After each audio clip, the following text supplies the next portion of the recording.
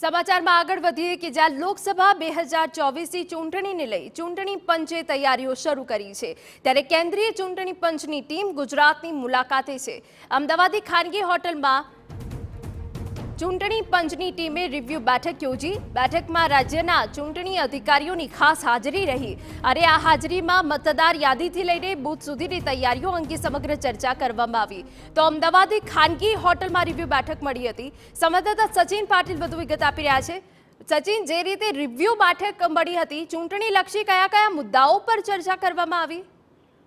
આ જે બેઠક હોય છે ચૂંટણી પહેલાની, એ બહુ પ્રાથમિક સ્તરની બેઠકો હોય છે અને એને લઈને જે ઇલેક્શન કમિશન ઓફ ઇન્ડિયા છે, કારણ કે લોકસભાની ચૂંટણી છે 2024ની, અને એને લઈને જે સ્ટેટ લેવલની જે સ્ટેટ ઇલેક્શન કમિશન છે, ત્યારે એમના તરફથી કયા પ્રકારની તૈયારીઓ અત્યાર સુધીની છે અને કયા પ્રકારની જે ઇન્ફ્રાસ્ટ્રક્ચરલ એમને બીજી જે જરૂરિયાતો એમને પડી શકે છે, આ સાથે જ સાથે આને એક રિવ્યુ બેઠક કહી શકાય। અને રિવ્યુ બેઠકમાં આ જ જે તૈયારીઓ હોય છે, જેમાં લોકલી જે ઇન્ફ્રાસ્ટ્રક્ચરની જરૂર હોય, સાથે જ સાથે બંદોબસ્તની જરૂર હોય કે પછી એને લઈને જે પણ સુવિધાઓની જરૂર હોય કે કયા પ્રકારે પરિસ્થિતિ રહેશે, એ બધી જ બાબતોની જે છે એ બારીકાઈથી ચર્ચા થતી હોય છે। ને ત્યારબાદ જે સમગ્ર પ્રોસેસ છે ઇલેક્શન કમિશન ઓફ ઇન્ડિયા દ્વારા એને આગળ હાથ ધરવામાં આવશે।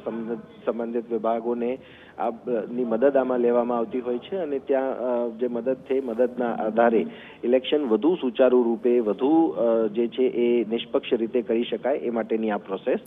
બિલકુલ સચિન, બિલકુલ વધુ વિગત અમે તમારી પાસેથી લેતા રહીશું। તો ચૂંટણી પંચની આ તૈયારીઓ કે જ્યાં ટીમ ગુજરાતની મુલાકાતે છે અને હોટલમાં એક રિવ્યુ બેઠક કરવામાં આવી હતી અને જેમાં તમામ જે ચૂંટણીલક્ષી વિગતો છે, કઈ રીતે સુચારું આયોજન કરી શકાય, મતદાર યાદીથી લઈને બૂથ સુધીની કામગીરી કઈ પ્રકારે કરી શકાય, તેની આ સમગ્ર બેઠકમાં ચર્ચા કરાઈ।